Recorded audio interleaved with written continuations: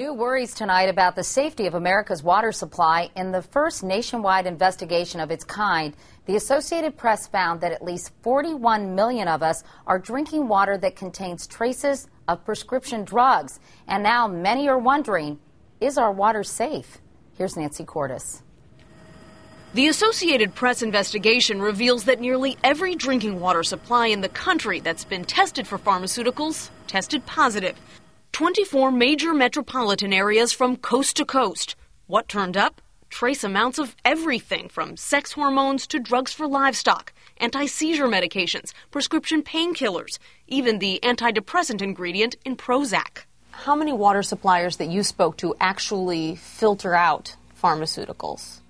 Virtually no water supplier we talk to will claim or can claim to entirely filter out pharmaceuticals because the treatment systems aren't designed to filter out pharmaceuticals. In Philadelphia, for example, scientists detected 63 different pharmaceuticals in the untreated watershed and 56 in the drinking water. Just a handful had been eliminated by filtration. The EPA doesn't yet even require water providers to test for them. Prescriptions have risen by 13% in the past 5 years to 3.8 billion a year, and Americans buy nearly as many non-prescription drugs. It all gets flushed through our bodies and into the water supply.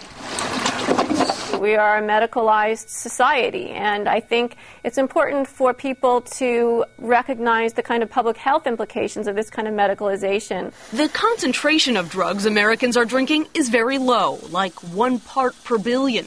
If you took a sugar cube and dissolved it in an Olympic-sized swimming pool, that would be just about a part per billion. For many chemicals, it may not be something to be concerned about. For some chemicals, they're actually designed to be active at very low concentrations like that. At the Stroud Water Research Center in Pennsylvania, they've examined links between waterborne drugs and the feminization of male fish. Essentially, the aquatic organisms are being bathed in these compounds. So what does it mean when a human drinks water that is contaminated with these same mixtures for decades?